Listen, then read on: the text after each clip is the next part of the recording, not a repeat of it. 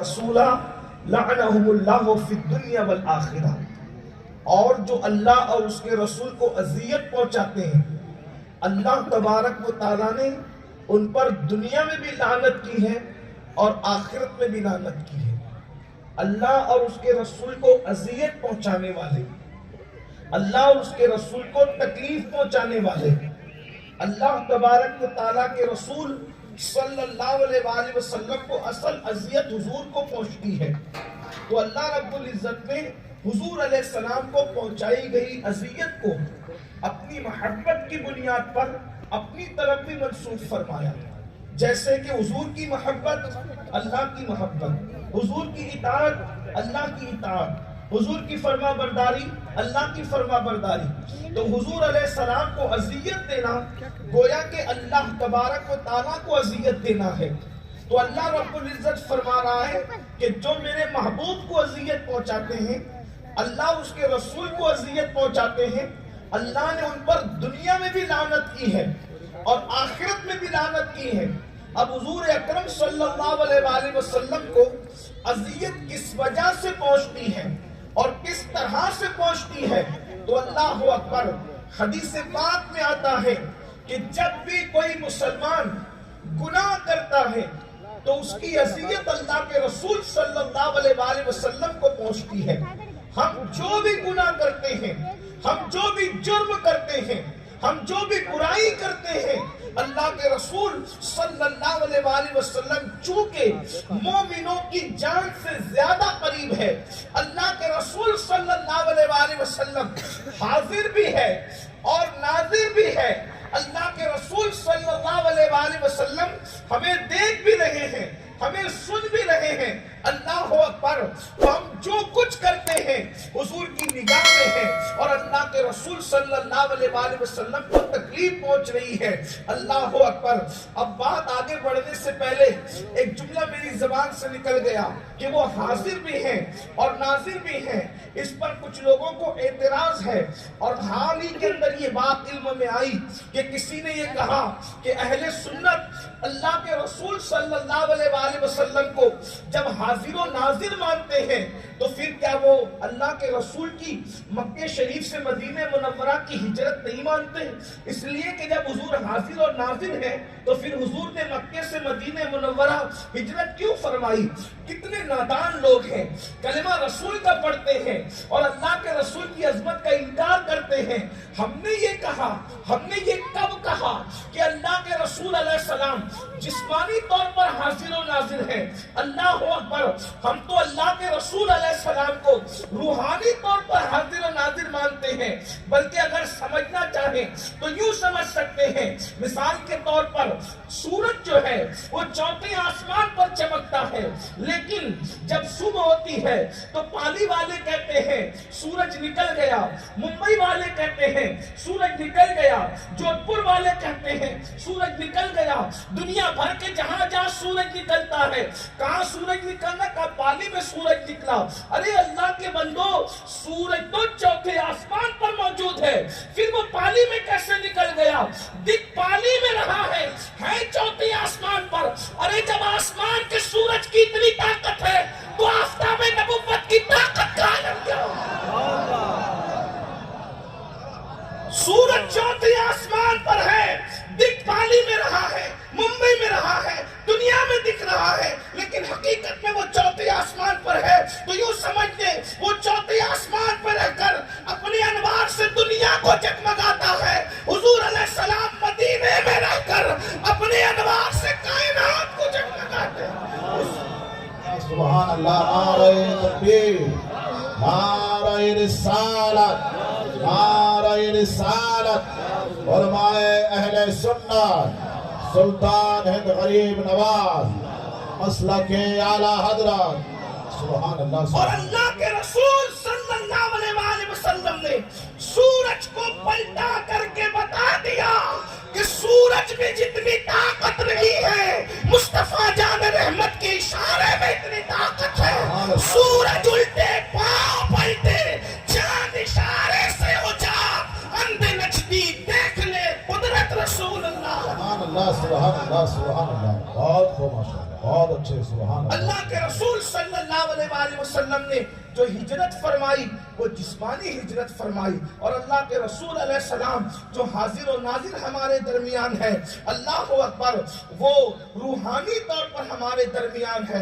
جسم تو اللہ کے رسول علیہ السلام کا اللہ اکبر مدینہ منورہ میں ہے، اور جب مکے میں تھا تو مکہ المکرمہ میں تھا۔ حضور علیہ السلام کی ہجرت سے حاضر و ناظر کو جوڑنا یہ انتہائی درجے کی جہالت ہے، اور وہ بھی ایسے لوگوں کا جوڑنا جو دور حاضر میں ولی کہلاتے ہیں۔ ہم کہتے ہیں اگر ولایت کی واو سے بھی واقفیت ہوتی تو کم سے کم رسول اللہ کے حاضر و ناظر ہونے پہ اعتراض نہ کرتے۔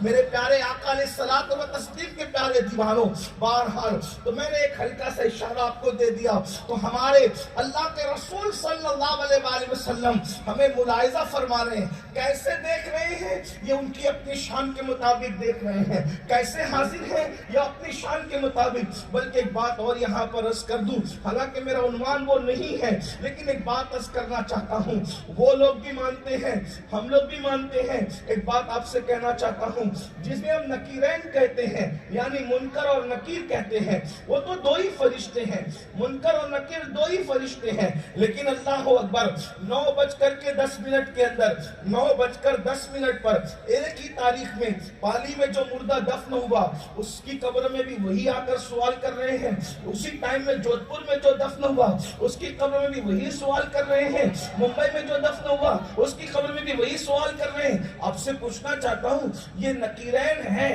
لیکن اسی وقت میں بیک وقت میں اتنی جگہ پر موجود ہے، یہ میرے اللہ کی قدرت ہے کہ ایک وقت میں اس نے اتنی جگہ پہ پہنچا دیا۔ اندازہ فرمائے جو فرشتے میرے محبوب کے صدقے میں پیدا ہوئے ہیں تو ان لوگوں کی طاقت اور قوت کا یہ عالم ہے، تو آمینہ کے لال کی قوت کا عالم کیا ہوگا؟ چلے ٹھیک ہے، اگر اس پہ کوئی تعبیر کر سکتے تو اگلی بات کرتے ہیں۔ جو نکالا گیا تھا مردود وہ تو شیطان ایک ہی ہے، جسے رجیم قرار دے کر کے نکالا گیا تھا وہ تو ایک ہی ہے۔ پھر قرآن کی تلاوت کے وقت یہ کیوں پڑھتے ہیں اعوذ باللہ من الشیطان الرجیم؟ آخر یہ کس کے لیے پڑھتے ہیں؟ اس لیے کہ قرآن پڑھنے جا رہے ہیں، شیطان آ کر کے ورگلائے نہ، شیطان وسوسہ نہ ڈالے، اسی لیے تو شیطان سے اللہ کی پناہ طلب کی جاتی ہے۔ اللہ اکبر، آپ اندازہ فرمائیں تو اس وقت تلاوت ہو رہی ہے کہ ان کس عقیدے سے ہو رہی ہے کہ شیطان ورگلا نہ دے، شیطان بہکا نہ دے۔ وہ جو ایک مردود ہے یہاں تلاوت کرنے والا پالی میں تلاوت کر رہا ہے اس کو بھی ورگلانے کے لیے آئے گا، وہی اسی وقت میں جودھپور میں تلاوت ہو رہی ہے وہاں بھی ورگلانے کے لیے آئے گا۔ اندازہ فرمائے میرے اللہ کی شان ہے، جب مردودوں کو اتنی طاقت عطا کرتے ہیں تو پھر محبوب کو کتنی عطا کر سکتے ہیں۔ لیکن یہ نصیب کی بات ہے، نصیب کی بات ہے، نصیب کی بات ہے۔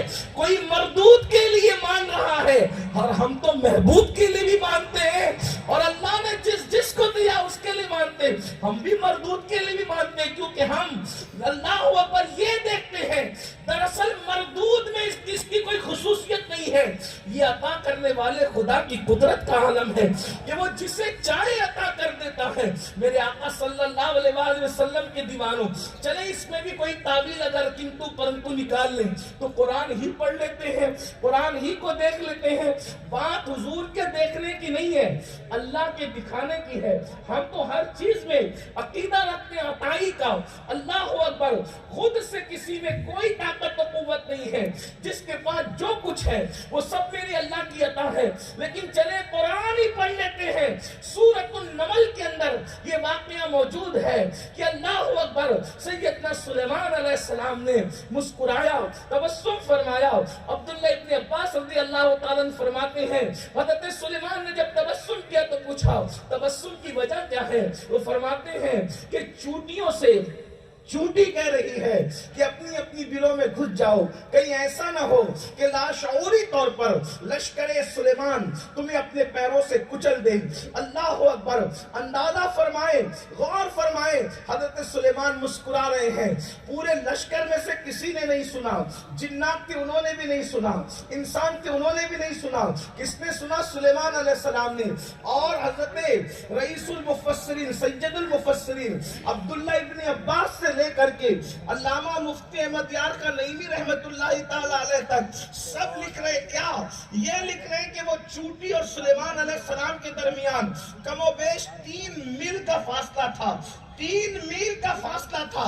आप अंदाजा फरमाएं 3 मील के फासले पर सुलेमान अलैहिस्सलाम ने चूंटी की गुफ्तगू को सुनकर मुस्कुरा दिया। अल्लाह अकबर। जब सुलेमान अलैहिस्सलाम की समातों का ये आलम है तो जाने सुलेमान की समातों का आलम क्या होगा। मेरे इमाम कहते हैं दूर नजदीक के सुनने वाले वो कान लाले करामत पे लाखों सलाम। अल्लाह अकबर। अरे सुलेमान तो फिर भी नबी है।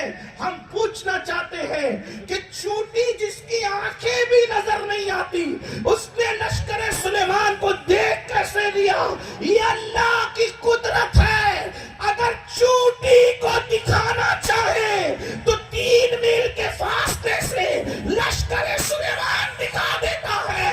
जिसको चूंटी को चुटकी में मसल के बच्चे भी मार डालते हैं। जब कुदरत उसको मुंतखब कर ले तो उसको इतना दिखाया जाता है जिसकी खातिर कायनात बनाई है उसको दिखाने का आलम क्या? सुभान अल्लाह, सुभान अल्लाह। अरे जिसको अपना आप दिखा दिया। सुभान अल्लाह। नारे तकबीर, नारे रिसालत, अज़मते मुस्तफा।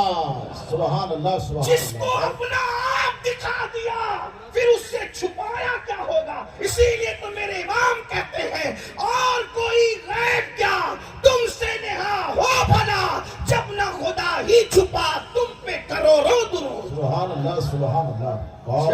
जहां अपना आप दिखाया है फिर छुपाया क्या है? सबसे छुपाया। बल्कि हजरत मूसा ने तो 9 मरतबा अर्जी की कि मुझे दिखा तो 9 मरतबा फरमाया तुम नहीं देख सकते।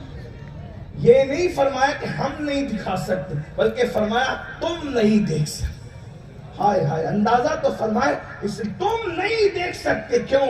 इसलिए कि देखने वाली आंखें कोई और पैदा की गई। किसको देखा ये मूसा से पूछे कोई। आंख वाले की हिम्मत में आंखों से। तो अल्लाह के रसूल सल्लल्लाहु अलैहि वसल्लम हमें मुलाहिजा फरमा रहे। बात एक जुमले पर दूर निकली। असल उन्वान ये है इन्नल लदीना यूज़ून अल्लाह व रसूल।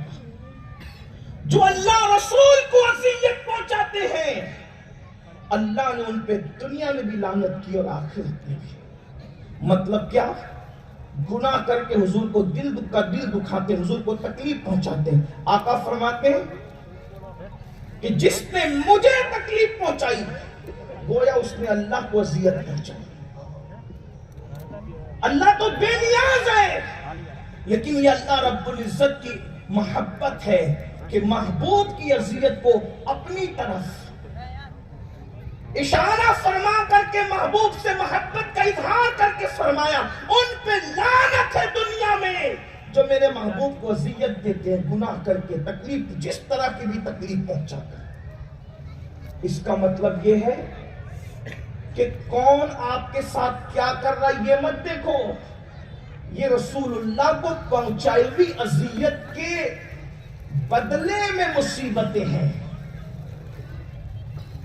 हुजूर अलैहिस्सलाम को पहुंचाई गई तकलीफ के बदले में ये अजियत और मुसीबतें हैं कि अल्लाह दुनिया में किसी को मुंतखब करता है तुम्हें सताने और परेशान करने के लिए, और आखिरत में वो अपने फरिश्तों को मुसल्लत फरमाएगा जो अल्लाह व रसूल को अजियत पहुंचाते हैं। और कितने दुख का उनको अजाब होगा वो हदीस पाक में सुने। अल्लाह के रसूल सल्लल्लाहु अलैहि वसल्लम सुबह के वक्त फजर की नमाज में तशरीफ लाए। अब ये मत समझना कि हुजूर अलैहिस्सलाम को गुनाह करके अजियत पहुंचाएंगे, तकलीफ पहुंचाएंगे, फिर भी कब्र में सुकून से सोएंगे और दुनिया में भी सुकून से सोएंगे। हरगिज़ नहीं। यहां अल्लाह ने किसी को मुंतखब किया बतौर अजाब, वो बेनियाज। वो जरूरी नहीं है कि सांप ही मुसल्लत करे, वो इंसान भी मुसल्लत कर सकता है। इंसान तो इंसान है, अल्लाह बतौर अजाब औलाद भी मुसल्लत कर सकता है।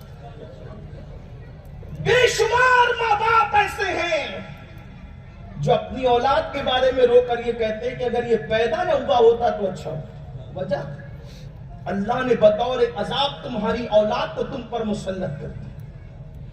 آپ سے پوچھنا چاہتا ہوں میرے بھائیوں، اگر آپ تکلیف اور مصیبتوں کا ذمہ دار دنیا کے بادشاہوں کو اور حکمرانوں کو سمجھتے ہیں اور آپ سوچتے ہیں کہ ان کو بدل دیں گے تو مصیبت چلی جائے گی، تو اولاد کو کیسے بدلو گے؟ کسی کی اولاد کو اللہ نے عذاب بنا دیا، کسی کی بیوی کو اللہ نے عذاب بنا دیا، کسی کی بیٹی کو اللہ نے عذاب بنا دیا، کسی کے داماد کو اللہ نے عذاب بنا دیا. اس کا مطلب یہ ہے عذاب کی مختلف شکلیں ہیں. اللہ اکبر. ارے کسی کے لیے تو نیند نہ آنا عذاب ہو گیا، کسی کے لیے نیند آنا عذاب ہو گیا، کسی کے لیے بھوک نہ لگنا عذاب ہو گیا، کسی کے لیے بھوک کا لگنا عذاب ہو گیا، کسی کے لیے اللہ اکبر بیماری کا نہ آنا عذاب ہو گیا، کسی کے لیے بیماری کا آنا عذاب ہو گیا. اللہ اکبر. عذاب کی مختلف شکلیں ہیں اور اللہ کے رسول کو گناہ کر کے اذیت پہنچاؤ گے.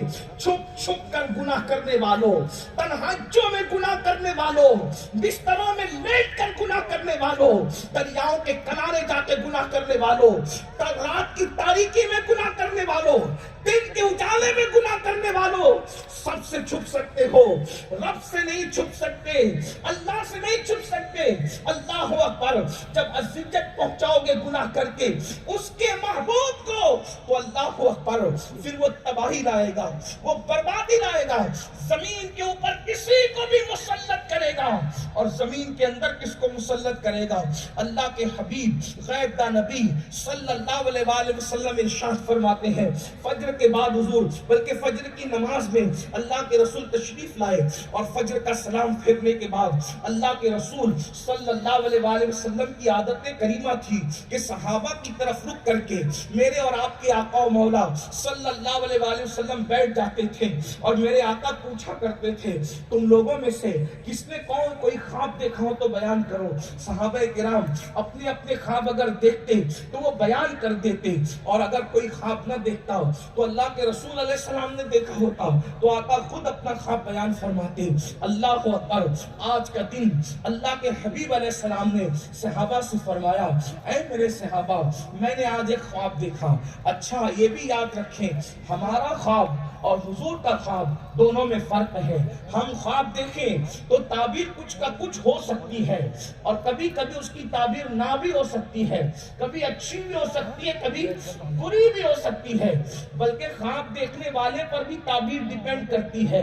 بلکہ خواب بیان کرتے وقت کتا آ جائے تو بھی تعبیر بدل جاتی ہے، بکری سامنے آ جائے تو بھی تعبیر بدل جاتی ہے، ہرا درخت آ جائے تو بھی تعبیر بدل جاتی ہے، کالی سفید چیز آ جائے تو بھی تعبیر بدل جاتی ہے، رات کو بیان کرو تو بھی بدلتی ہے، دن کو بیان کرو تو بھی بدلتی ہے. یہ علم رویا جاننے والے اچھی طرح جانتے ہیں.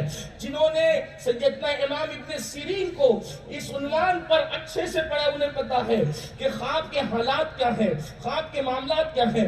مثال کے طور پر ایک ہی خواب ہے.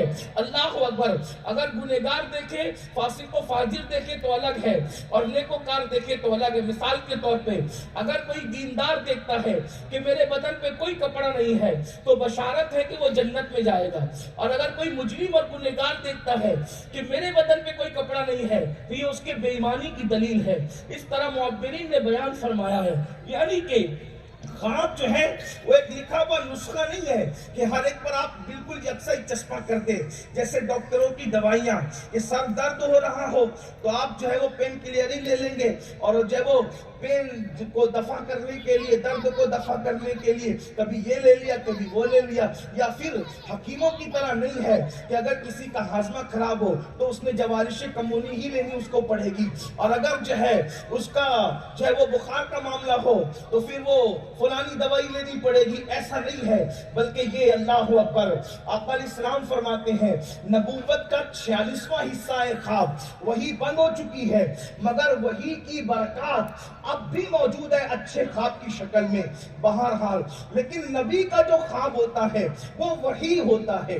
نبی کا خواب ہمارے خواب کی طرح نہیں ہے، نبی کا خواب وحی کی حیثیت رکھتا ہے، یعنی نبی نے جو خواب دیکھا ہے وہ سچا ہوگا، اور جیسے جبریل کے ذریعے آئی ہوئی وحی اس کو فالو کرنا ہمارے لیے ضروری ہے، اسی طریقے سے حضور کا دیکھا ہوا خواب بھی ہمارے لیے وحی کی حیثیت رکھتا ہے جو اللہ کے رسول نے بیان فرما دیا۔ اللہ اکبر۔ تو اب یہ مت سمجھنا کہ یہ خواب ہے، نہیں، وہ خواب نبی کا وحی کی حیثیت رکھتا ہے، ورنہ آپ دیکھ لیں حضرت ابراہیم علیہ السلام کو تو خواب ہی میں کہا گیا تھا نا بیٹے کو قربان کرنا، تو کیا خواب پر بھی بیٹے ذبح کیے جاتے ہیں؟ لیکن آپ جانتے تھے کہ نبی کا خواب وحی کی حیثیت رکھتا ہے۔ اللہ اکبر۔ میرے آقا صلی اللہ علیہ وآلہ وسلم کے دیوانوں، تو کیا ہوا؟ آقا ارشاد فرماتے ہیں آج میں نے خواب دیکھا، اور فرمایا اس کو اطمینان سے سن لو، اور سن کر کے اس پر غور کرو، اور اس کے بعد اس پر عمل کرو۔ اللہ اکبر۔ اب اللہ کے رسول علیہ السلام اپنے مبارک خواب کو بیان فرماتے ہیں، ارشاد فرماتے ہیں میں سویا ہوا تھا اور مجھے دو لوگوں نے جگایا، اور جگانے کے بعد مجھے وہ ایک پہاڑ کی طرف لے کر کے گئے اور مجھ سے کہا کہ آپ پہاڑ پر چڑھیں، تو میں نے کہا کہ یہ پہاڑ بہت اونچا ہے اور اس پر چڑھنا، تو کہا کہ آپ چڑھیں گے تو آسان کر دیا جائے گا۔ آقا ارشاد فرماتے ہیں ہم پہاڑ پر چڑھے۔ اب آقا علیہ الصلوۃ والتسلیم اصحاب پاک سے بیان کر رہے ہیں، اللہ اکبر۔ فرماتے ہیں ہم پہاڑ پر چڑھے، اور جیسی پہاڑ کے بیچ پہنچے، پہاڑ کے درمیان پہنچے، تو ہم نے ایک منظر دیکھا کہ کچھ لوگ ہیں جن کے گال کینچیوں سے، آنکھ کی کینچیوں سے چیرے ہوئے ہیں، ان کے گال کٹے ہوئے ہیں۔ اللہ اکبر۔ اندازہ فرمائیں اللہ کے سچے رسول صادق و مصدوق صلی اللہ علیہ وآلہ وسلم بیان فرما رہے ہیں، کیا فرمایا کہ ان کے گال کٹے ہوئے ہیں، ان کے جبڑے کٹے ہوئے ہیں، کہاں آنکھ کی کینچی سے۔ اللہ اکبر۔ اندازہ کر لیں لوگ کاش کہ اللہ کے رسول علیہ السلام کی جب وہ تعلیمات کو پڑھ لیں، سب کی تعلیمات پر توجہ کی، آمنہ کے لال کی تعلیم پر بھی توجہ کرو، اپنے آپ پہ رحم کرو۔ آقا ارشاد فرماتے ہیں کٹے ہوئے جبڑوں کو، کٹے ہوئے گالوں کو دیکھ کر میں نے پوچھا یہ کون لوگ ہیں؟ اللہ اکبر۔ تو اللہ کے رسول صلی اللہ علیہ وآلہ وسلم سے عرض کیا گیا یا رسول اللہ صلی اللہ تعالی علیہ وآلہ وسلم، یہ وہ لوگ ہیں جو کہتے تھے اس پر عمل نہیں کرتے تھے، یعنی جو بات کہتے اس پر عمل نہیں کرتے تھے۔ مثال کے طور پر آج ہم کہتے بہت ساری باتیں ہیں لیکن عمل نہیں کرتے۔ مثال کے طور پر اللہ اکبر، چلے شروع کرتے ہیں، ہم کہتے کیا کیا ہیں؟ اللہ اللہ۔ مجھے تو ایسا لگتا ہے کہ اردو زبان کے جو شعراء ہیں انہوں نے تو جھوٹ بکا ہے الا ماشاءاللہ اپنے محبوب کے سامنے۔ کون سا محبوب؟ ان کا محبوب کوئی لڑکی تھی، ان کا محبوب کوئی عورت تھی، ان کا محبوب کوئی خیال تھا، ان کا محبوب کوئی تصور تھا، ان کا محبوب کوئی تخیل تھا، لیکن اللہ اکبر میں ان جوانوں کی جرأت کو کیا نام دوں؟ میں تو لرز رہا ہوں۔ اللہ اکبر۔ اور ہر انسان جو اس منزل پر پہنچے گا لرزے گا۔ اللہ اللہ۔ کوئی کسی اپنے جیسی لڑکی کو کہتا ہے کہ میں تجھ سے محبت کرتا ہوں تو تیرے لیے میں جان دے سکتا ہوں، حالانکہ وہ کم وقت نہ محبت کرتا ہے نہ جان دے سکتا ہے، لیکن اس نے جھوٹ کس کے سامنے کہا؟ ایک لڑکی کے سامنے جو خود بھی جھوٹی ہے اور یہ بھی جھوٹا ہے، یعنی جیسے کو تیسا۔ لیکن میری قوم کے جوانوں، ہم اللہ کے رسول سے کہتے ہیں غلامی رسول میں موت بھی قبول ہے۔ اب میں پوچھنا چاہتا ہوں، یہ کہنے کی جرأت تو نہیں کروں گا کہ جھوٹ بولتے ہو، لیکن یہ بات ضرور کہوں گا اللہ اکبر، جو جان دے سکتا ہے کیا وہ 10 منٹ کی نیند نہیں دے سکتا؟ کیا وہ جو جان دے سکتا ہے وہ ظہر میں 10 منٹ کا ٹائم نہیں دے سکتا؟ جو جان دے سکتا ہے وہ عصر میں 10 منٹ کا ٹائم نہیں دے سکتا؟ جو جان دے سکتا ہے وہ مغرب میں 5 رکعت پڑھنے کے لیے ٹائم نہیں نکال سکتا؟ جو جان دے سکتا ہے وہ چند داڑھی کے بال نہیں رکھ سکتا؟ مجھے بتاؤ جو کہتے تھے اس پر عمل نہیں کرتے کہتے تھے مجلسوں میں تو لبیک کے نعرے بہت لگاتے ہو، مجھے کسی نعرے سے اختلاف نہیں، جو بھی سنیوں نے ایجاد کر رکھے ہیں مجھے کسی سنی سے نہ اختلاف ہے، نہ کسی سنی کے کسی شرعی نعرے سے اختلاف ہے، لیکن ایک بات پوچھنا چاہتا ہوں، لبیک کا مطلب کیا ہے؟ لبیک یا رسول اللہ، یا رسول اللہ میں حاضر ہوں۔ کہاں حاضر ہوں؟ فجر میں نبی کا منادی کہہ رہا ہے حی علی الصلاۃ حی علی الفلاح الصلاۃ خیر من النوم، کہاں حاضر ہو؟ بتاؤ کہاں حاضر ہو؟ کہتے ہیں ہم حاضر ہیں۔ میرے بھائی جلسے کے سوا ہم کہیں حاضر نہیں ہیں، ہم ہر جگہ غیر حاضر ہیں۔ تو جو قوم اپنے نبی کی بارگاہ کے اندر اتنی بے باک ہو جائے کہ وہ خلاف واقعہ بات کرے، اللہ اکبر، اس قوم کا پھر انجام کیا ہوگا؟ اس کے گالوں کو کینچیوں سے کاٹا گیا ہے۔ بلکہ یہاں مجھے تو امام اہل سنت یاد آئے ہیں، اللہ اکبر، 14ویں صدی کے بعد امام اہل سنت ہماری ہر محفل کا رنگ ہو گئے ہیں، اللہ اکبر۔ اہل سنت کی پہچان ہے امام اہل سنت۔ ایک مرتبہ آپ خود بڑے اچھے شاعر تھے، آپ بہت زبردست شاعر تھے، اور شاعری کا حال یہ تھا جیسے عام طور پہ شعراء کاغذ اور قلم لے کر کے بیٹھتے ہیں، میرے امام نے ایسا کبھی نہیں کیا، بلکہ امام کی کیفیت یہ ہوتی تھی جب شاعری جو ہے گویا کہ دل و دماغ پر القاء کی جا رہی ہوتی تھی، اس وقت قلم ہاتھ میں آتا تھا اور پھر کرتاس پر بکھرتا چلا جاتا تھا، اللہ اکبر، صفحہ کرتاس پر بکھرتا چلا جاتا تھا، اور پھر معیار اتنا بلند ہے کہ لکھنؤ کے شعراء کہتے ہیں کہ یہ کلاموں کو دیکھ کر لگتا ہے یہ کسی مولوی کا کلام نہیں ہو سکتا، بلکہ یہ کسی اردو داں کا کلام ہے، اللہ اکبر۔ خاص طور پر میرے امام کی، حالانکہ یہ راجستھان ہے، یہاں میں امام کی شاعری کو کیا پیش کروں، لیکن اتنا ضرور کہوں گا، ہم راجستھان نہیں دیکھتے، مدراس نہیں دیکھتے، یو پی نہیں دیکھتے، ایم پی نہیں دیکھتے، ہم تو عشق والے دل دیکھتے ہیں۔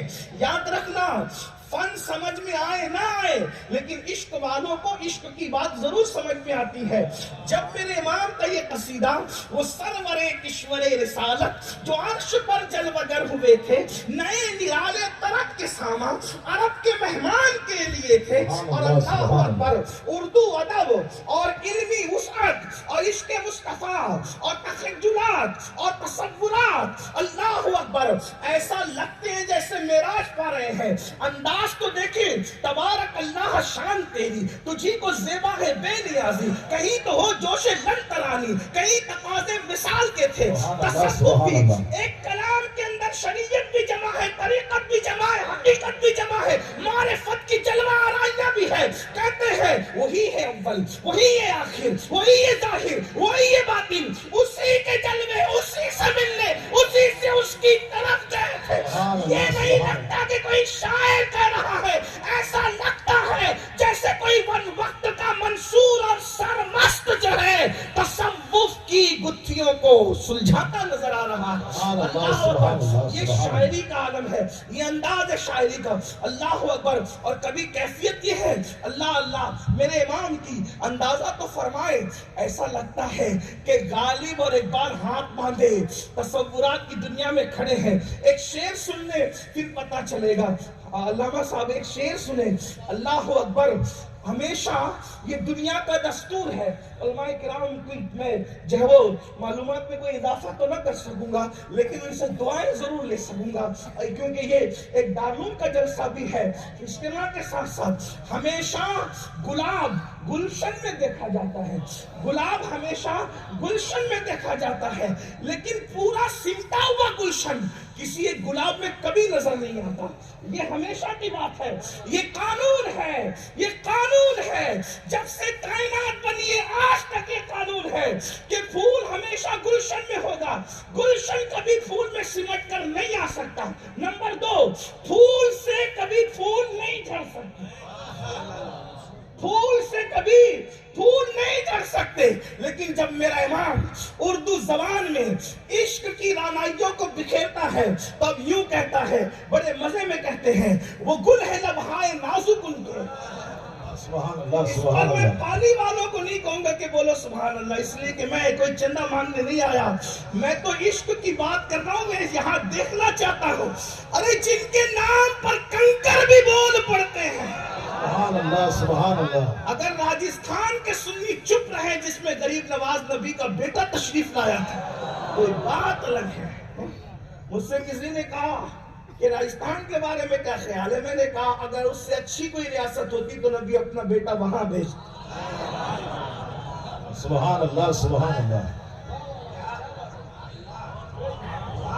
کیونکہ اللہ کے رسول نے غریب نواز کی مرضی پہ نہیں چھوڑا تھا بلکہ نام لے کے کہا تھا کہ تم کو اجمیر جانا ہے. اس کا مطلب اجمیر بھی نظر میں تھا اور اجمیر جس کے سینے پہ ہے وہ راجستھان بھی نظر میں تھا اور راجستھان جس کے سینے میں ہے وہ ہندوستان بھی نظر. سبحان اللہ سبحان اللہ. نعرہ میرے تکبیر. وہی ٹھنڈی ہوا جہاں سے میرا وطن وہی ہے میرا وطن وہی. آپ یہ نہ سمجھے کہ میں راجستھان والوں کو دیکھ کے کہہ رہا ہوں. نہیں, ہم محفلیں دیکھ کے بولی نہیں بدلتے, جہاں وہ بولنا ہے وہی بولتے. اس کی وجہ یہ ہے کہ ہمارا نظریہ یہ ہے کہ کون دیتا ہے دینے کو. ارے کوئی کنگال کسی کنگال کو کیا دے گا. کسی کنگال نے بھی کسی کنگال کو نوازا ہے. نوازنے کے لیے تو وہ چاہیے جو دونوں عالم کی نعمتیں ہاتھ میں لے کے بیٹھے. اور ہم یہ کہتے ہیں کریم ایسا ملا کہ جس کے کھلے ہاتھ اور بھرے خزانے. بتاؤ اے مفلسوں کہ پھر کیوں تمہارا دل اضطراب میں ہے. کون دیتا ہے دینے کو منہ چاہیے, دینے والا ہے سچا ہمارا. سبحان اللہ میں سبحان تو اللہ. مالک ہی کہوں گا کہ وہ مالک کے حبیب یعنی محبوب و محب میں نہیں میرا تیرا. سبحان اللہ سبحان اللہ. پھول سے پھول کبھی نہیں جھڑتے. یہ تاریخ ہے, یہ فطرت ہے, یہ اصل واقعہ ہے کہ پھول سے پھول کبھی نہیں جھڑتے. پھول سے ورنہ دیکھ لینا پھول سے پنکھڑیاں جھڑ سکتی ہیں, پھول سے پھول کبھی نہیں جھڑ سکتے. میری بات سمجھ میں آ رہی ہے آپ کو؟ میں صحیح کہہ رہا ہوں. اگر میری بات سمجھ رہے ہیں تو پھر اب آپ کو اپنے آقا کی شان سمجھنی ہوگی اور امام اہل سنت کا عشق سمجھنا. کہتے ہیں وہ لب وہ گل ہے لبہائے نازک ان کے. اگر شعر سمجھ میں آئے تو توجہ کر. وہ گل ہے لبا, گل کہتے ہیں پھول کو اور لب کہتے ہیں ہونٹوں کو. وہ گل ہے لبہائے نازک ان کے ہونٹ ایسے نازک پھول ہیں ہزار جھڑتے ہیں پھول جن سے. وہ ایسا پھول ہے لبہائے مبارک مصطفیٰ, دہن مصطفیٰ جان رحمت ایسا نازک پھول ہے کہ اس سے ہزار پھول جھڑتے ہیں. ایک نہیں ہزار جھڑتے ہیں. ارے ان جھڑے ہوا کو اب ذرا سن لے, دارالعلوم کا جلسہ ہے تو سن لے. وہ جو پھول جھڑے تھے اس کو کبھی محمد ابن اسماعیل بخاری سمیٹ لیتا ہے تو پھر وہ گلدستہ بخاری بن جاتا ہے. حضرت مسلم قشیری سمیٹ لیتے ہیں تو وہ صحیح مسلم بن جاتی ہے. امام ترمذی سمیٹ لیتے ہیں تو وہ سنن ترمذی بن جاتی ہے. اللہ اکبر ابن ماجہ سمیٹ لیتے ہیں تو ابن ماجہ بن جاتی ہے. صاحب مصنف سمیٹ لیتے ہیں, مصنف ابن عبد الرزاق بن جاتی ہے. مصنف کے حوالے سے ابن شیبہ سمیٹ لیتے ہیں, مصنف ابن ابی شیبہ جب وہ بارز وجود میں آ جاتی ہے. اندازہ فرمائے جو سمیٹتا جاتا ہے گلدستہ بنتا جاتا ہے. امام کہتے ہیں وہ گل ہے لبہائے نازک ان کے, ہزار جھڑتے ہیں پھول جن سے. گلاب گلاب گلشن میں دیکھے بلبل, گلاب گلشن میں دیکھے بلبل. ارے یہ دیکھ گلشن گلاب میں, سبحان اللہ سبحان اللہ. نعرہ گلشن میں دیکھے بلبل. اور بلبل تو نے ہمیشہ گلاب کو کسی گلشن میں دیکھا. اگر پورا گلشن سمتا ہوا کسی میں دیکھنا ہے تو وہ میرے پھول میں دیکھ جو آمینہ کا ہے. پورا گلشن جس کے وجود میں سمٹ آتا ہے, اور وہ بھی کیسا گلشن, حسن یوسف بھی سمٹا ہوا ہے, شرف آدم بھی سمٹا ہوا ہے, شجاعت نو بھی سمٹی ہوئی ہے, موسوی جلال بھی سمٹا ہوا ہے, عیسوی زہد بھی سمٹا ہوا ہے, داؤد کی لہر بھی سمٹی ہوئی ہے, ایوب کا صبر بھی سمٹا ہوا ہے. اللہ اکبر. صالح کی صالحیت بھی سمٹی ہوئی ہے. اندازہ تو فرمائیں شعیب پاک کی رہبری بھی سمٹی ہوئی ہے. اندازہ تو کریں وہ گل ہے لبہائے نازک ان کے, ہزار جھڑتے ہیں پھول جن سے.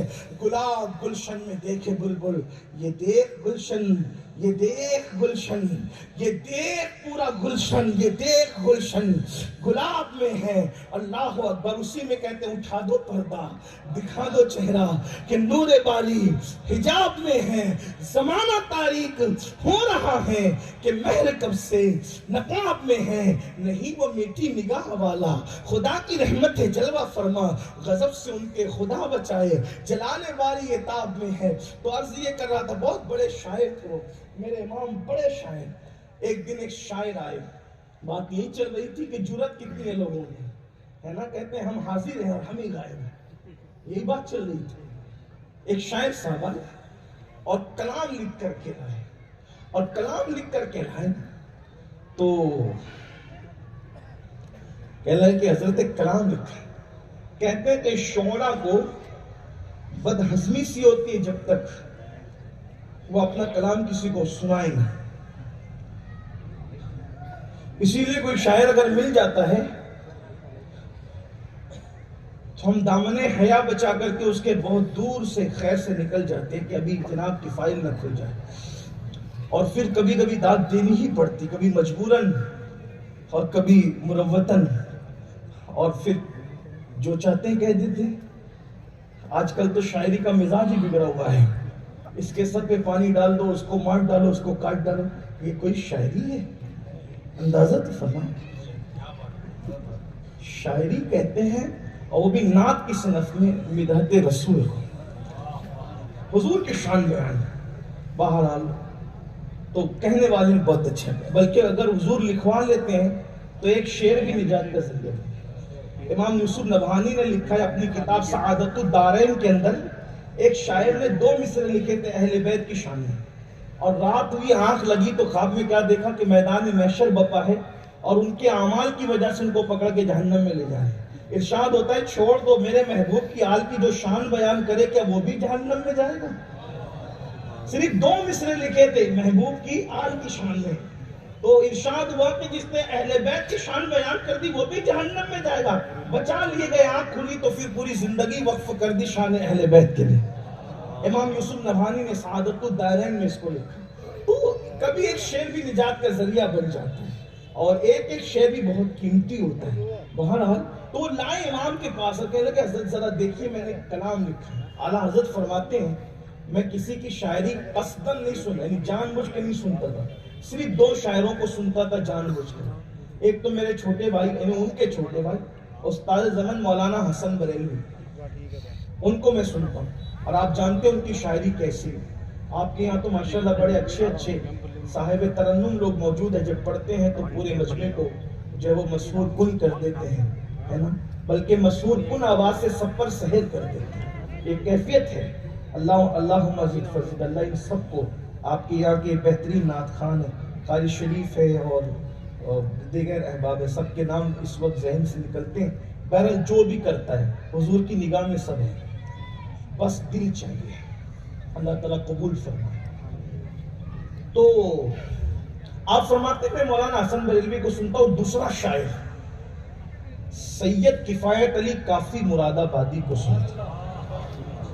آپ کو شاید کافی مراد آبادی کا تعارف نہ ہو، حالانکہ میرا عنوان وہ نہیں ہے، میں عنوان سے دور ہی جا رہا ہوں، لیکن بہرحال جو اللہ کہوائے اگر سن لے۔ سید کفایت علی کافی مراد آبادی، جن کو خطاب ملا ہے شہید ملت کا، یہ مراد آباد کے تھے، اور یہ آزادی کے بڑے ہیرو میں سے ہیں۔ یہ بہت بڑا المیہ ہے ہماری قوم کا کہ ہم نے روایتی سرگرمیوں والوں کو تو یاد رکھا، لیکن جنہوں نے اپنے لہو سے ملت کو حرارت عطا کی ہے ہم ان کو بھول گئے، اور ہم کیا بھولے، دنیا بھی فراموش کر رہی ہے۔ شہید ملت سید کفایت علی کافی مراد آبادی وہ بندہ ہے کہ جب ہندوستان میں تن کے گورے من کے کالے انگریزوں نے تسلط کیا تو جن علماء نے انگریزوں کے خلاف اعلان حق کیا تھا انگریزوں کو بھگانے کے لیے، ان میں سے علامہ فضل خیر آبادی، مفتی صدر الدین آزردہ، فیض احمد بدایونی، سید کفایت علی کافی مراد آبادی وغیرہ میں طویل فہرست ہے۔ لاکھوں علماء کرام شہید ہوئے تھے، تب کہیں جا کر کے یہ ہمارا پیارا ملک ہندوستان آزاد ہوا ہے اس لیے کہ ہم اپنے ملک کو صرف مٹی اور زمین کی شکل میں نہیں دیکھتے، ہم اس مٹی کے سینے میں محبوب الہی کو دیکھتے ہیں، اس مٹی کے سینے میں غریب نواز کو دیکھتے ہیں، اس مٹی کے سینے میں قطب الدین بختیار کاکی کو دیکھتے ہیں۔ اور آپ ان علماء سے پوچھ لیں، سینے میں جو سو رہا ہے اس سے جتنی محبت ہے اتنی ہی محبت پھر زمین کے سینے سے بھی کرتے ہیں۔ اس لیے کہ تجوری میں رکھا ہوا سونا قیمتی ہوتا ہے تو اس سونے کی وجہ سے تجوری کی قیمت بڑھ جایا کرتی ہے۔ تو اس لیے ہندوستان کا مسلمان ان ولیوں کے سونے کی وجہ سے اس ملک کو بہت قیمتی نظر سے دیکھتا ہے اور بہت اہم نظر سے دیکھتا ہے، کیونکہ یہ اللہ اور رسول کی امانتیں ہیں جو اس ملک کے سینے میں آرام کر رہی ہے۔ حضور نے فرمایا کہ میں اپنے عاشقوں کی خوشبو سونگتا ہوں ہند کی طرف سے۔ اقبال نے کہا تھا میرے عرب کو آئی ٹھنڈی ہوا جہاں سے، میرا وطن وہی ہے، میرا وطن وہی ہے۔ تو حضرت سید کفایت علی کافی مراد آبادی کو انگریزوں کے خلاف تقریر کرنے پر اور انگریزوں کے خلاف جہاد کا فتویٰ دینے پر آپ کو مراد آباد کی جیل میں قید کر دیا گیا۔ آخری اینڈ یہ ہوا، میں اختصار سے کام لے رہا ہوں، جلدی سے عنوان بڑھاتا ہوں، عنوان کسی اور طرف چلا گیا۔ کافی مراد آبادی کو کہا گیا تمہیں پھانسی دی جائے گی۔ کافی نے کہا زندگی ختم ہے تو ختم، بھئی زندگی ختم ہے تو بستر کیا، پھانسی کا پھندا کیا۔ ہمارا تو ایمان ہے کہ نہ ایک سیکنڈ پہلے نہ ایک سیکنڈ بعد میں بہت مطمئن ہوتا ہے مومن مرتے وقت، بہت مطمئن۔ پیدا تو ہوتا ہے روتے وقت، لیکن مرتے وقت جو سچا مومن ہوتا ہے وہ مسکراتے جاتا ہے۔ وجہ کیا پتہ ہے؟ پیدا ہوتا ہے تو ماں کا چہرہ دیکھتا ہے، لیکن مر جاتا ہے تو رسول اللہ کا چہرہ دیکھتا ہے۔ ہائے ہائے ہائے، اندازہ تو فرمائے، ہزاروں ممتائیں جس کے قدموں پہ قربان ہیں، اس نبی کی زیارت نصیب ہوتی، آج پھولے نہ سمائیں گے کفن میں آسی، قبر کی شب ہے کس گل سے ملاقات کی رات، اللہ اکبر قبر میں لہرائیں گے تا حشر چشمے نور کے جلوہ فرما ہوگی جب طلعت رسول اللہ کی۔ اسی لیے ہم موج میں اپنے ساتھیوں سے کہتے ہیں مدینے جانے کی جتنی خوشی ہوتی ہے سنیوں کو مر جانے کی اس سے زیادہ خوشی ہونا چاہیے، اس لیے کہ مدینے جاؤ تو گنبد نظر آتا ہے اور مر جاؤ تو گنبد والا بے حجاب نظر آتا ہے۔ امام کہتے جان دے دو وعدے دیدار پر، جان دے دو وعدے دیدار پر، نقد اپنا دام ہو ہی جائے گا۔ سبحان اللہ، ارے عاشقوں کو تو پھر دنیا میں بھی ہو جاتی ہے۔ کفایت علی کافی مراد آبادی کو جب جیل میں کہا گیا کہ تمہیں تختے پر لٹکنا ہے تو چلو، کہا کہ بالکل ہم تیار ہیں، موت آنی ہے تو کہیں بھی آنی ہے، ڈاکٹروں کے نرقے میں بھی آ جاتی ہے، آنا ہے تو آنا ہے، اینما تکونوا یدرککم الموت ولو کنتم فی بروج مشیدہ، مضبوط قلعوں میں جا کے چھپو گے تو موت آ کر کے رہے گی، اور آئی موت، اللہ اکبر۔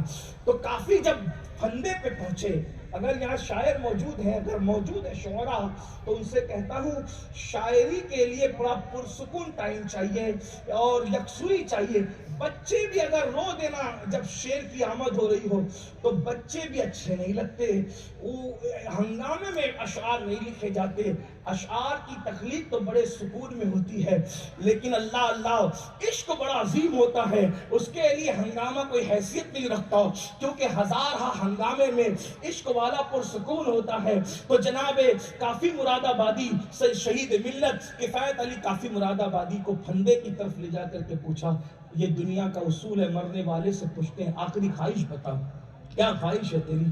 تو کافی نے کہا تھا زندگی بھر تو ایک ہی خواہش رہی، دمِ واپسی تک تیرے گیت گاؤں، محمد ممجد پکارا گیا۔ یہ شعر انہوں نے نہیں پڑھا، میں ان کے جملوں کی عکاسی کرا، ورنہ لوگ یہ نہ کہیں کہ یہ تو پیدا بھی نہیں ہوئے تھے جب یہ شعر تو کہاں سے لے کر آئے، اس لیے کہ کچھ لوگ سننے بھی تو آتے ہیں نا، تو ان سننے والوں سے کہتا ہوں وہ عکاسی کر رہا ہوں، میں وہ نہیں کہہ رہا، بلکہ ان کے والد بھی پیدا نہیں ہوئے تھے جب انہوں نے یہ کہا تھا، اعلیٰ حضرت کی ولادت نہیں ہوئی تھی جب کافی یہ کہہ رہے تھے، انہوں نے یہ کہا تھا کہ پوری زندگی تمنا رہتی تھی حضور کی مدحت کروں اور مرتے وقت تک کروں، اب مر ہی رہا ہوں تو حضور کی مدحت کرتے کرتے مرنا چاہتا، ایک نئی تازہ نعت لکھنا چاہتا ہوں، اتنا ٹائم دے دو۔ نئی تازہ نعت پھانسی کا پھندا سامنے نئی نعت لکھی جا رہی ہے، لیکن اندازہ کریں اس کی جوبنوں کا عالم کیا ہے.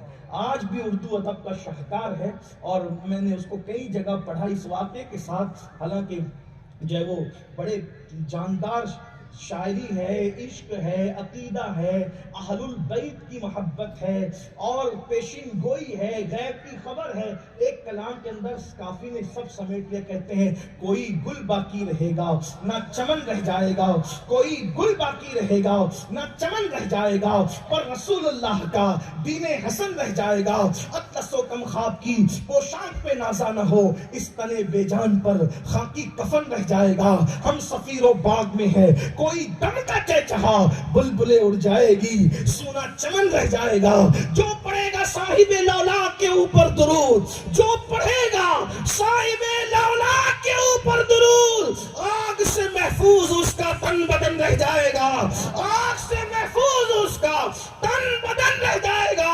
اور کہتے ہو انگریزوں سنو، نام شاہان جہاں مٹ جائیں گے لیکن یہاں، نام شاہان جہاں مٹ جائیں گے لیکن یہاں، حشر تک نام و نشان پنجتن رہ جائے گا.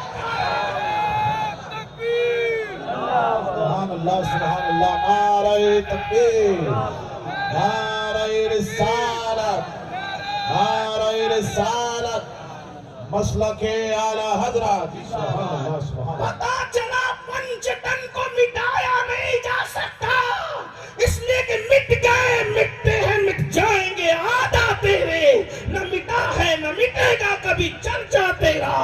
نام شاہان جہاں مٹ جائیں گے لیکن یہاں، حشر تک نام و نشانے پنجتن رہ جائے گا. اور کہتے ہیں سب فنا ہو جائیں گے، سب فنا ہو جائیں گے.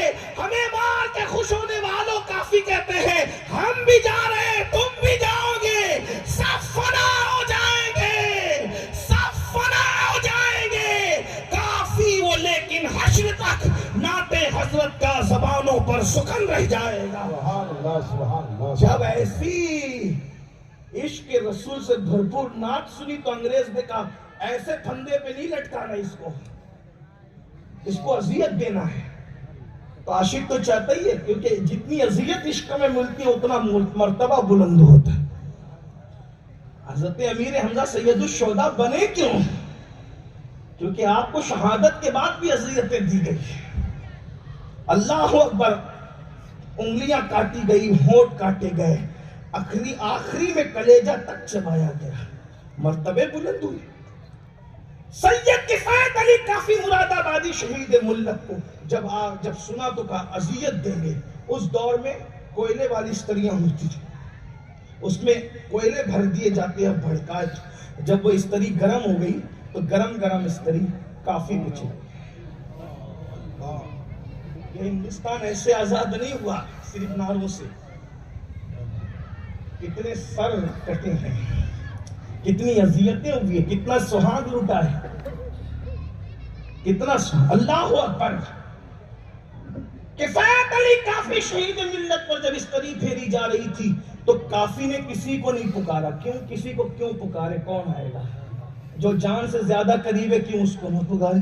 اس وقت بھی آپ کہتے تھے اغثنی یا رسول اللہ، اغثنی یا رسول. عشق ہے نا، جب عاشق ہمیشہ یار ہی کو پکار، اغثنی یا رسول اللہ، اغثنی یا رسول اللہ. جب اغثنی یا رسول اللہ کہہ کر وہ گرم استریوں سے آنکھ بند کر کے جب آنکھ کھولتے ہیں تو سامنے حضور کا جلوہ عالم بیداری میں حضور کا جلوہ عالم بیداری میں دیکھتے ہیں. اور اس وقت رو کر کہتے ہیں یا رسول اللہ میں نے بہت دیر کر دی، اگر مجھے پہلے پتا ہوتا نا کہ اتنی مصیبت کے بعد آپ نظر آتے ہیں تو اتنی دیر نہیں کرتا، بہت پہلے اپنے جسم پر استریاں چلا چکا ہوتا.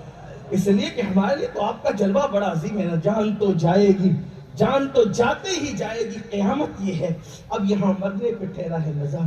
تو وہ کافی ہے. اعلیٰ حضرت علیہ رحمہ فرماتے ہیں اپنے بھائی حسن بریلوی کو سنتا ہوں اور کافی مراد آبادی کو قصدن، باقی کسی کو نہیں سنتا قصدن. تو ایک شاعر صاحب آئے تھے اور نعت لکھ کر لائے، اور انہوں نے نعت لکھی اور کہا کہ حضور سن لیں.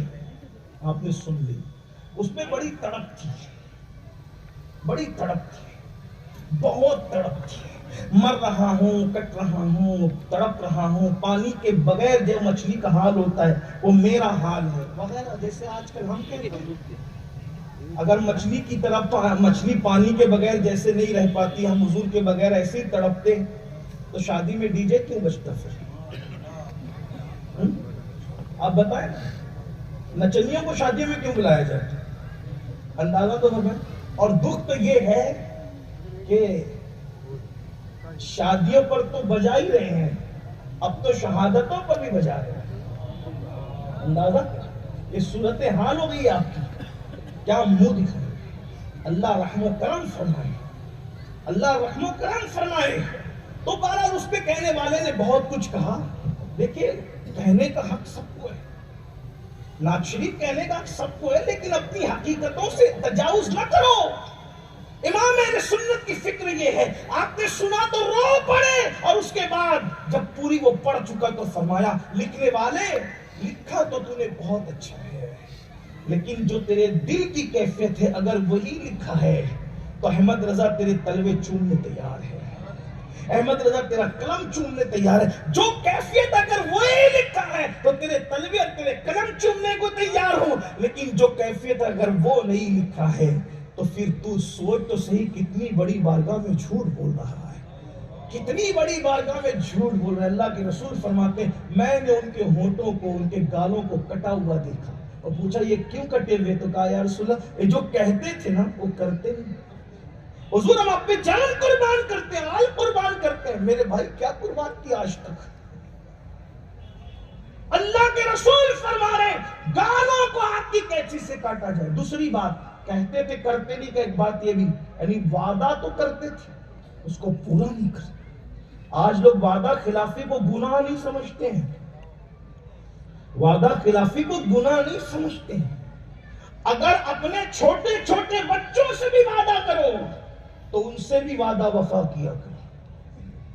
ہم بچوں کو کہتے ہیں سنڈے کے دن تمہیں لے چلیں گے, مارکیٹ لے چلیں گے, پھر نہیں لے جاتے. یہ بھی اسلام کی روح سے خلاف ہے. چھوٹے بچوں سے وعدہ کیا. ایک بات آپ کو کہوں, جو چھوٹے بچوں سے کیا ہوا وعدہ بے وفا کرے وہ مجرم ہے, تو جو اپنے پیر سے کیا ہوا وعدہ کرتا ہے وہ کتنا بڑا ہے. ناچ گانے تماشوں سے بچتا رہوں گا, ہر فرض ہر واجب سنتوں کو ان کے وقتوں پر ادا کرتا رہوں گا. کہاں ہے فرض, کہاں ہے سنتیں؟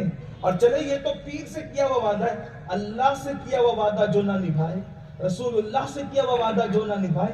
آپ کے کلمے کو کیا سمجھتے ہیں؟ لا الہ الا اللہ محمد رسول اللہ پڑھ کر آدمی جو اللہ سے وعدہ کرتا ہے, مطلب یہ ہے کہ اب میں اپنی مرضی سے زندگی نہیں گزاروں گا, الہ تو میرا ہے, میں تیری مرضی سے زندگی گزاروں گا. پھر بتائے نا میرے بھائی, شراب کی بوتل کیا اللہ نے معاذ اللہ اس کو حلال کیا ہے؟ پھر اپنی مرضی سے کیوں پیتا ہے, حرام کیوں پی رہا ہے؟ اللہ نے جو حلال کیا ہے, تو نے کلمہ پڑھ کے حلف اٹھایا ہے, تو نے حلف لیا اللہ کی بارگاہ میں میری مرضی نہیں چلے گی, تیری مرضی کے مطابق زندگی گزاروں گا, تیری مرضی کے مطابق کپڑے پہنوں گا. پھر یہ پھٹی ہوئی پینٹ تمہارے جسم پر کہاں سے آئی؟ کیا یہ اللہ کی مرضی کے مطابق ہے؟ کیا یہ وہی لباس ہے جو اللہ نے پہننے کا حکم دیا ہے؟ گھٹنے دکھ رہے ہیں, رانیں دکھ رہی ہے, اور علماء کے سامنے آتے, پیروں کے سامنے تو ایسے بیٹھ کر کے ہاتھ رکھ لیتے ہیں, رومال رکھ لیتے ہیں کہ چھپ جائے.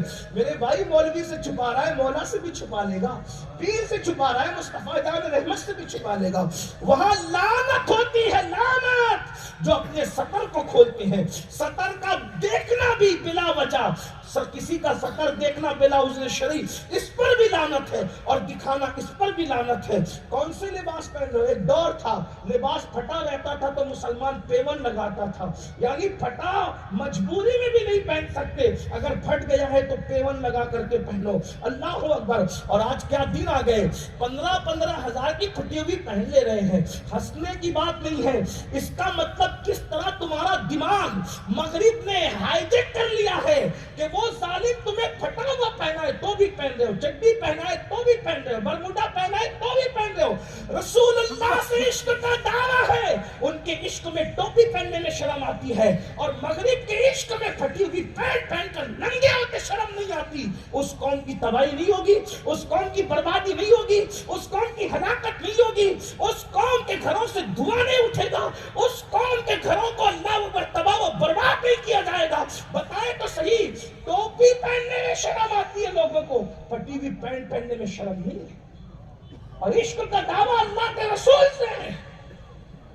میں تو صرف یہ کہتا ہوں, جو دعویٰ عشق مصطفیٰ کا کر رہے ہو, اگر اسی کو وفا کر لیا ہوتا تو دنیا تمہارے قدموں میں ہوتی.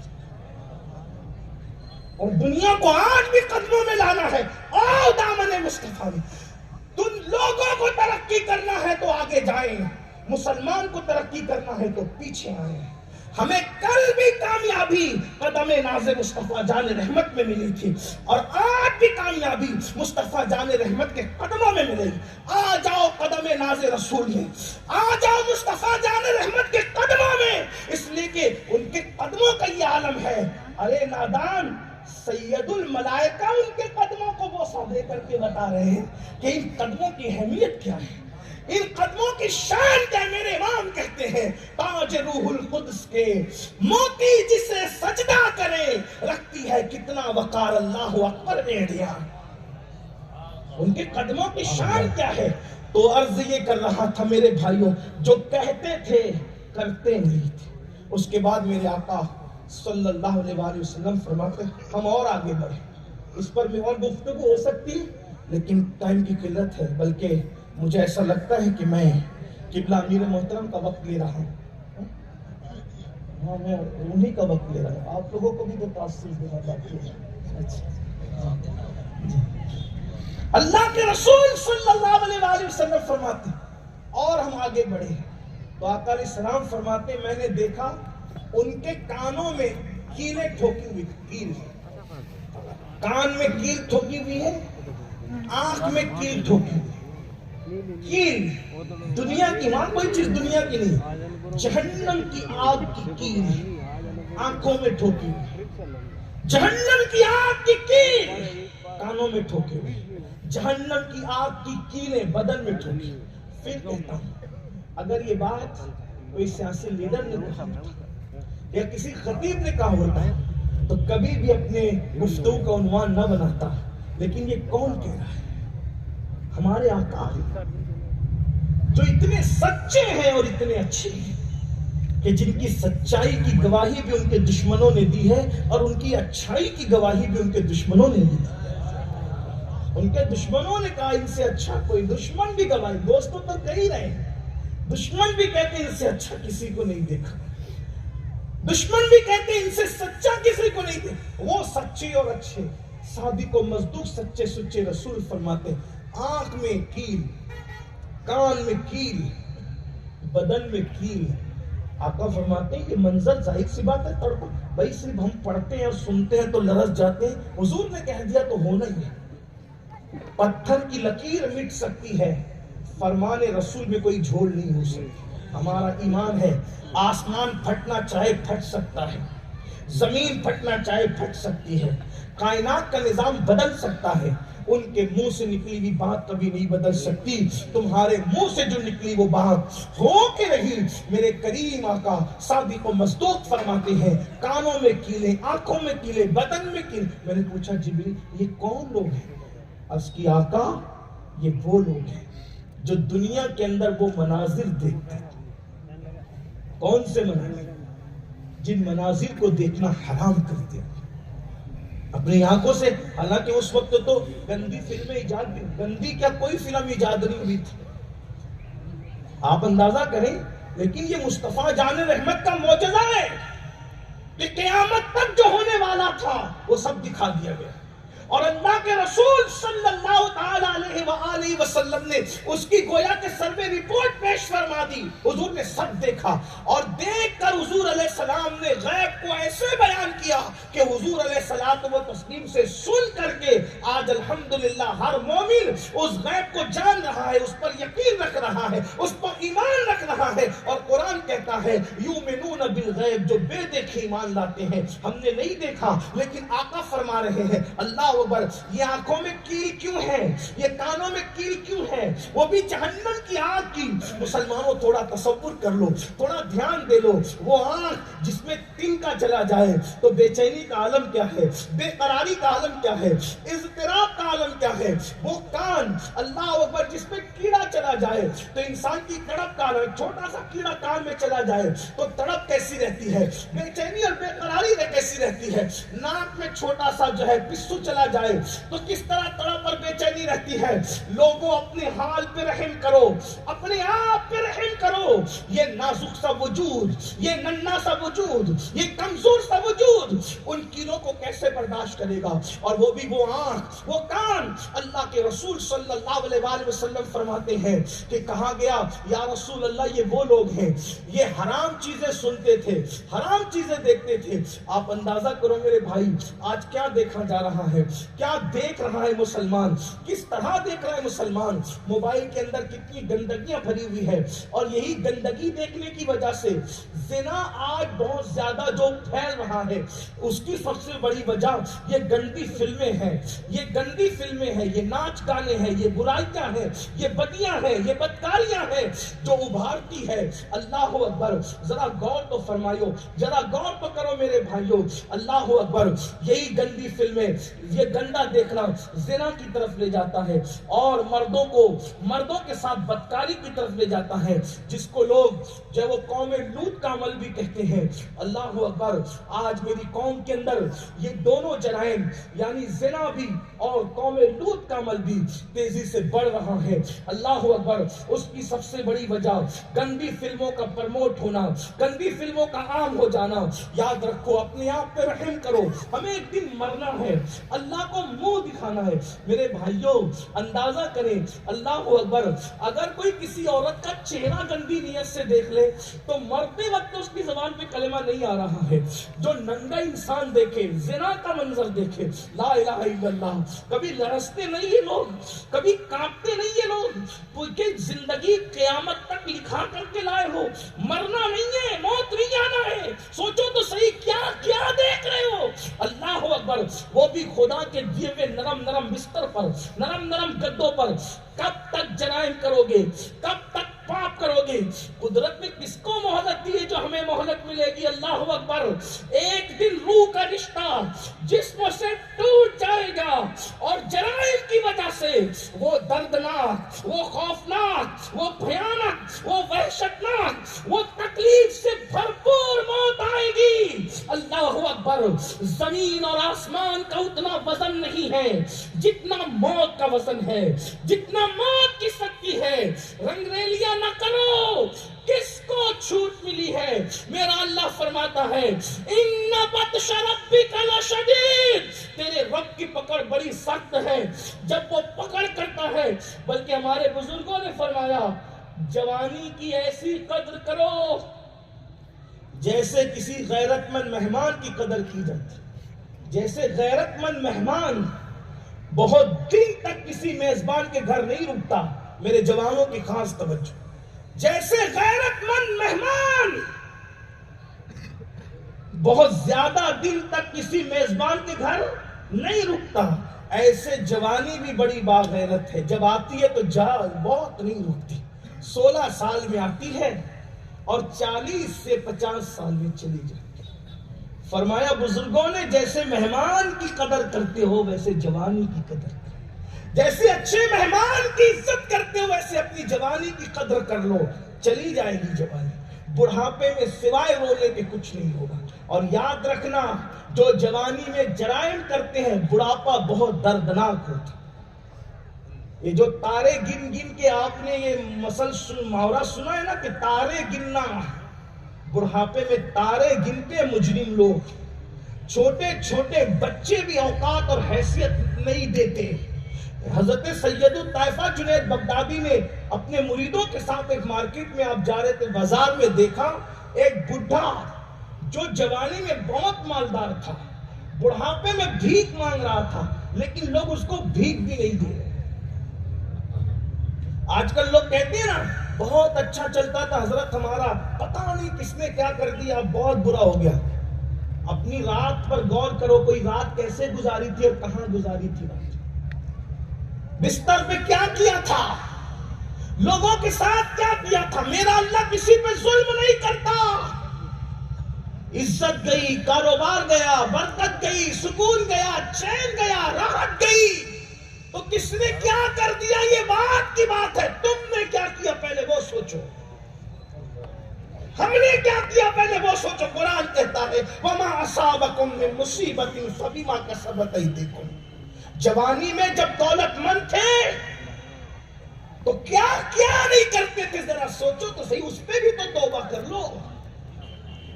جادو اتنا نقصان نہیں کرتا جتنا گناہ نقصان کرتا ہے، اس لیے کہ جادو کا علاج تو ہے مگر گناہ کا کوئی علاج نہیں ہے۔ جادو سے تو کوئی آپ کو عامل بچا سکتا ہے، لیکن گناہ اگر کر کے اللہ نے سزا دی ہے تمہارے گناہوں کی تو کوئی عامل بھی نہیں بچا سکتا، کوئی نہیں بچا سکتا۔ اِنَّ بَطْشَ رَبِّكَ لَشَدِيدٌ، اللہ کی پکڑ سخت ہے۔ آج تو سب اسی میں ڈوبے، کس نے کیا کر دیا کہ ارے ہم نے کیا کیا وہ سوچو۔ جب دولت ملی تھی، عزت ملی تھی، جوانی ملی تھی تو پانی میں آگ لگا رہے تھے، اپنی حیثیت بھول گئے تھے اپنی، اور آج بھی کچھ لوگ اپنی حیثیت بھولے ہوئے ہیں، کچھ لوگ اپنی اوقات بھولے ہوئے ہیں۔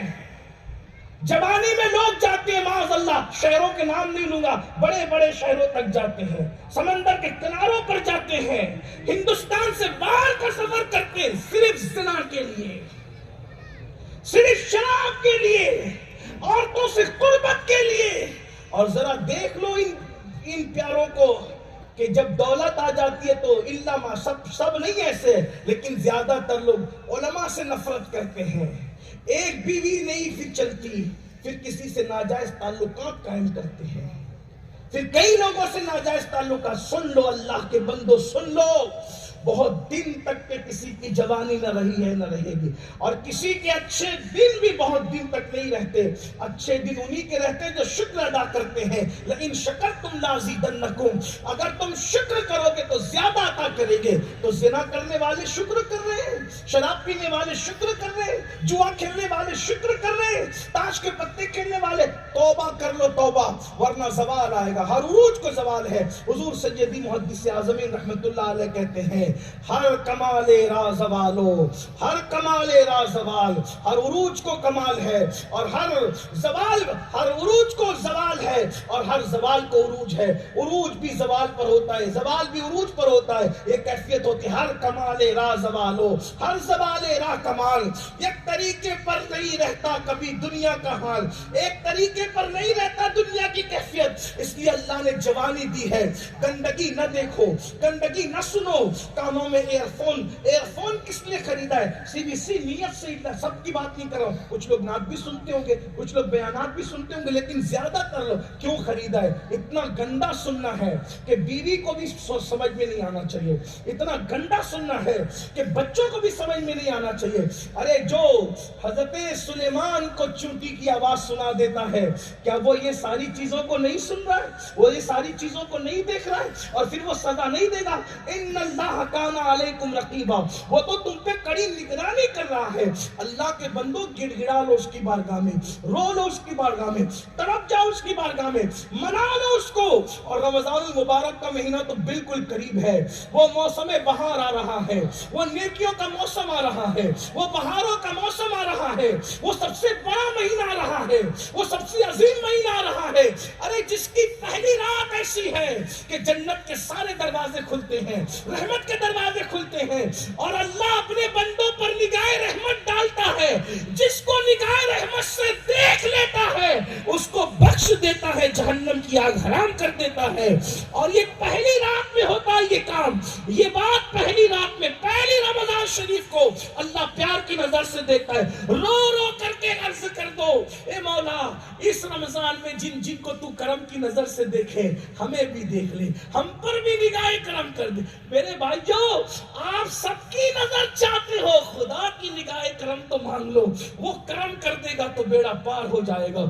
जिसकी निगाह करम के सब मोहताज है, उसकी निगाह करम मांग लो, तौबा करो, गिड़गिड़ाओ। तो फरमा अर्ज किया, या रसूल अल्लाह, ये वो सुनते थे और देखते थे, अल्लाह ने जो हराम किया, इन लोगों पे हराम किया था।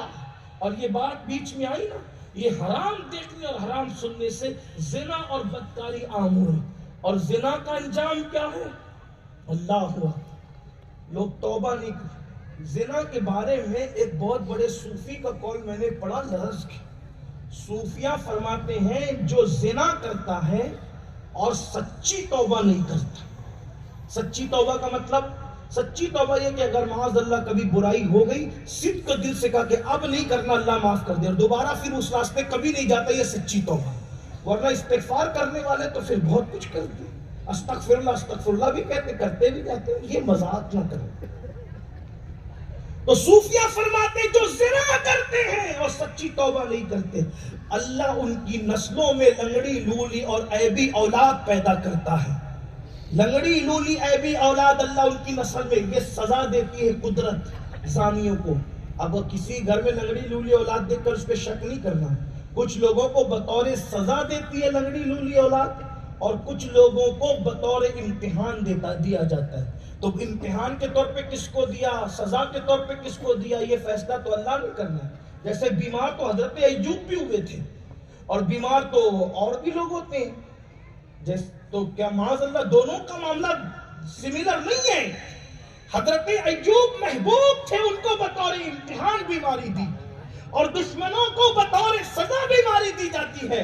तो सूफिया फरमाते हैं, ज़ानियों के घर में ऐबी, लंगड़ी, लूली, सदमे वाली औलाद दी जाती है। और फिर जो लोग मर्दों के साथ, आज ये गुनाह खास तौर पे लड़कों में ज्यादा फैल रहा है, छोटी उम्र के लड़कों में गंदी फिर के लड़के लड़कों के साथ बदी करते, बदकारी करते। ये इतना बदतरीन जुर्म है कि अल्लाह के रसूल अलैहिस्सलाम फरमाते हैं कि मर्दों के साथ बदी करने वाला, यानी लड़का लड़के के साथ बदी करने वाला जब मरता है तो वो उसकी कब्र में नहीं रह सकता, बल्कि कुछ फरिश्ते अल्लाह ने ऐसे पैदा किए हैं जो चोंच वाले हैं, परिंदों की चोंच की शक्ल वाले हैं। और उन फरिश्तों की ड्यूटी है कि जब ये लूटी मरे, बदकारी करने वाले मरे, तो उनको कब्र से निकाल कर उठाएं और उठाकर ले जाकर वहां फेंक दें जहां कौम लूत पर अजाब आया था।